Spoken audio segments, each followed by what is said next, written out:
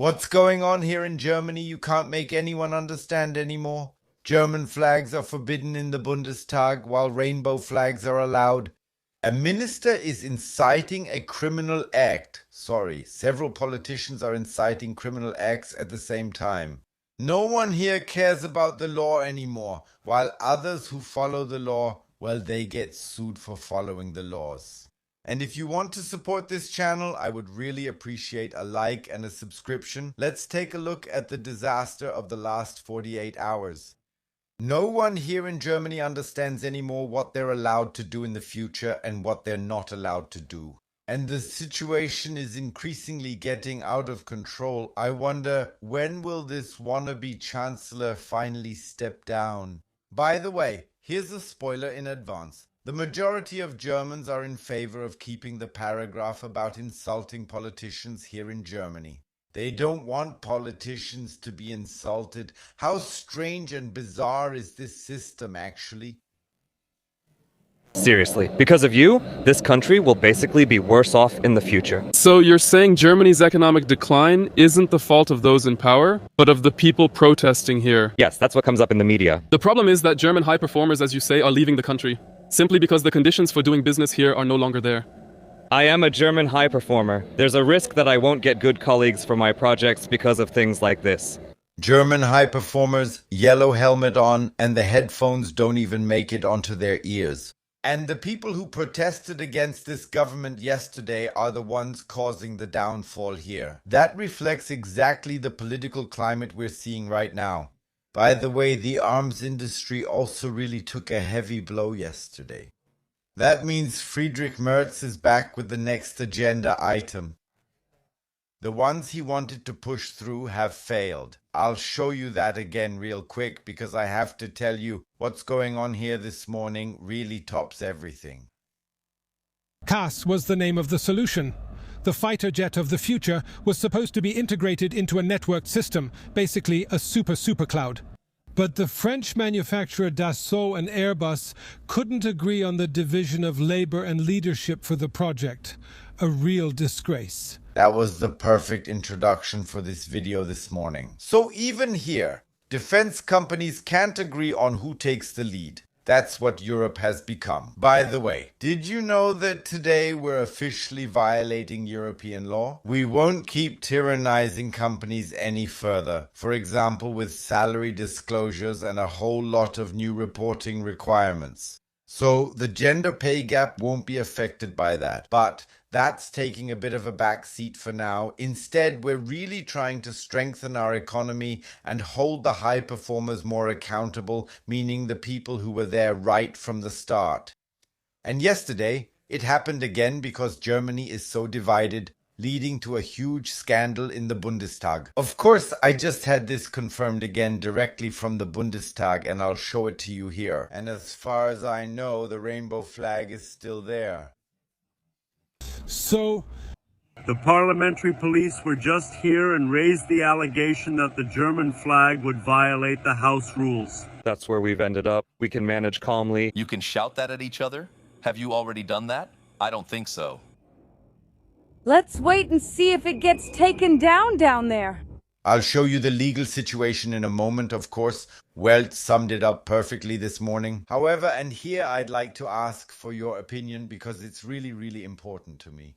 What do you think is, let's say, more legal at the Bundestag? Because theoretically both would be forbidden. However, nobody seems to care that both would be forbidden. Or rather, I'm not sure if waving a German flag is forbidden or just hanging up the German flag. But honestly, we live here in Germany. It's the World Cup. It was a demonstration against this chancellor. It's a demonstration for Germany. If you're not even allowed to wave a German flag there anymore, in my personal opinion, where have we actually ended up? And I think that the people who called and filed the complaint, maybe also those who had the rainbow flag down there, they just need to be out of politics. That's the flag. In my opinion, it should actually be hanging everywhere in the German Bundestag. Legally, there is no ban on the German flag. According to the Bundestag's house rules, displays visible from the outside on windows and facades are generally not allowed. Does that really apply here? Obviously, it's a matter of discretion.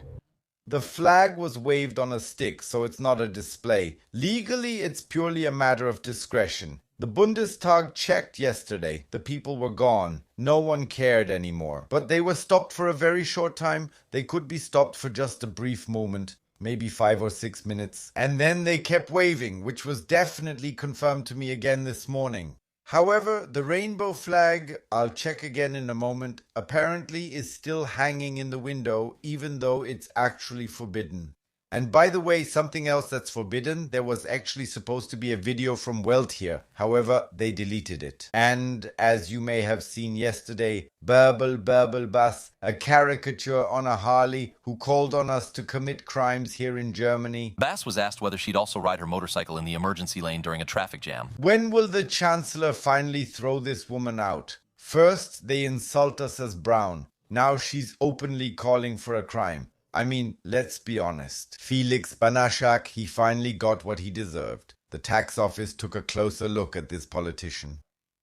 Because now the tax office is investigating this politician. Apparently, he forgot to pay some taxes. Of course, that can just happen sometimes with politicians who are so well protected that they really should have a tax advisor. Alright, more on that later. Maybe well-educated green people don't need that either. These so-called high performers, which I already showed you this morning, the elites of our time. However, they're bringing us back down to earth right now. The real elites, I mean them. The people here in Germany who still want to tackle reforms, who have promised us. In the summer it will get better, autumn of reforms. In the winter it will noticeably get colder. You know what I mean? And then the next autumn, no, the next spring of reforms, then the next summer of reforms. All of that gets cancelled because out of fear of the AfD and the elections. That means if we ever have a year without elections, then the reforms will finally come. But take a look at it yourself. At the same time, we won't be passing a pension package before the summer either. But it will be a balancing act, but the balancing act. It has to be concrete enough so that people can see that something is changing and in the long run, for the better. Wait, hold on. I've been following this for a while. If that's not passed anymore, what about those other things? Weren't they supposed to be passed as well? And the next question I have, wait a minute, you tied all of this to... Yes, we're suspending our pay raises, but only if we push the reforms forward beforehand. So what's the situation now with the politicians' pay raises? Are they going through now? I'm asking for a friend because of the reforms, which you're not pushing through because you're afraid that, for example, the elections in Saxony-Anhalt could go badly for the CDU. And in Mecklenburg-Western Pomerania, there's also fear that the AfD could get an absolute majority if the reforms are pushed through now. And what about the Federal Council, actually?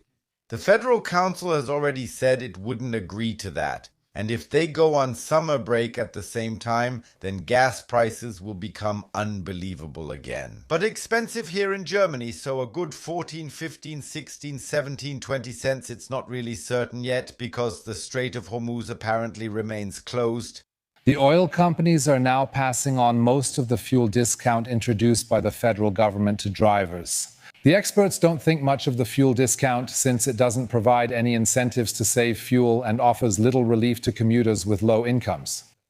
The federal government is also still unsure whether it will even keep the discount next month. Well, why are we even worrying? Apparently it will only last until September anyway. Then it's over anyway. The global reserves will be depleted, and they couldn't get enough from the rest of the world because the Strait of Hormuz remains closed. Alright, does anyone even know what's going on with the gas storage facilities? They're only 34% full now, and actually we should already have at least 54%.